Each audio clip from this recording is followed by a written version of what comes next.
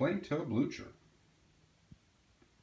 What you're looking at in front of you here are the two versions of the plain-toe Blucher that I currently own. On the left is the Edmonds Leeds. They make those on the number 1 last. And this particular pair of shoes is probably about 2 years old, or maybe slightly over 2 years old. It was finished in the old style Edmonds burgundy shell Cordovan, and what I mean by that is it is basically just the standard color that the leather came from Horween as, and they didn't do any additional dyeing or finishing at the factory at Edmonds. Currently, if you were to buy these, they'd be a darker shade of burgundy, more similar to what Alden does. And this is obviously an Alden saddle shoe. So it'd be a closer shade to this if you were to get that currently. 5 eyelets going up each side.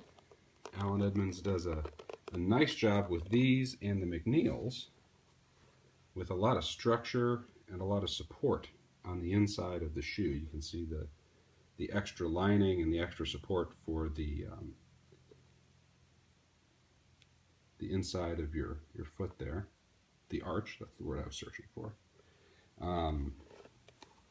You can see these particular shoes have double oak J. Redenbach soles, very thick, dense leather. That's considered to be the best manufacturer of soles that are out there.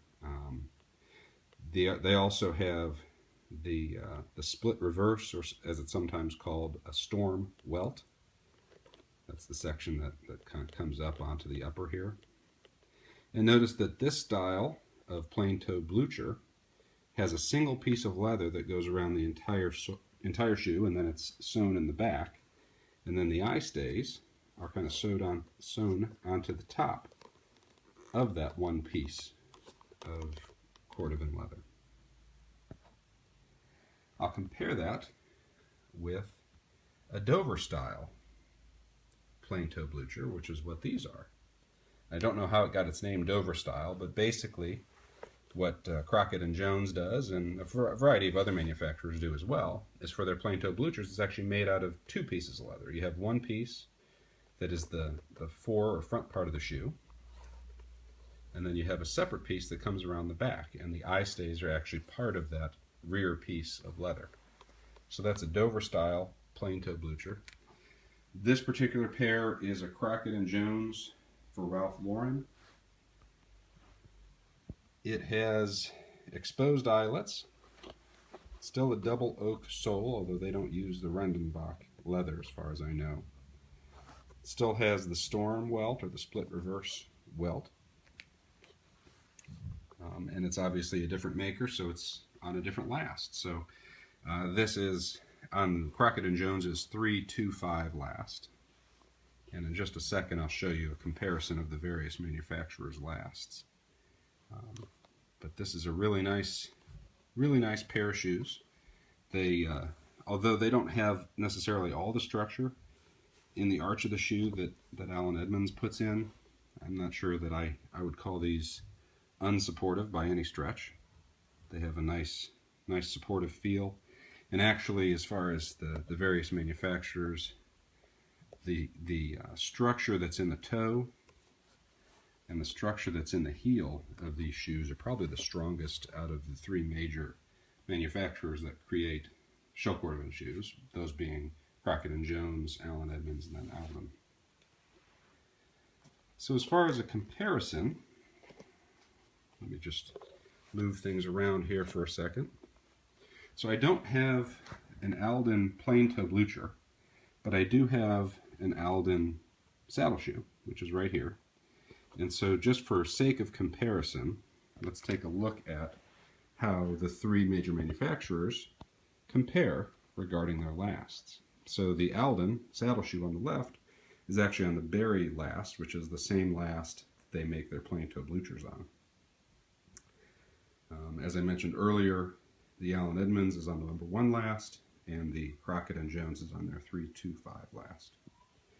So you can sort of get a feel for how the lasts compare. the berry last and the number 1 last are very similar. And then the 325 last is, I would call it a little bit sleeker probably. Not quite as wide as you go through the toe area on the outside. And then it comes down to a little bit pointier toe. I mentioned earlier, these are saddle shoes, obviously not plain toe bluchers. Alden's plain toe blucher is going to be made very similarly to Allen Edmonds. So the eye stays are sewn on the top. It has a full 360-degree welt rather than just the 270 that you see here. And it also, the Alden plain toe blucher does have the split reverse welt as well.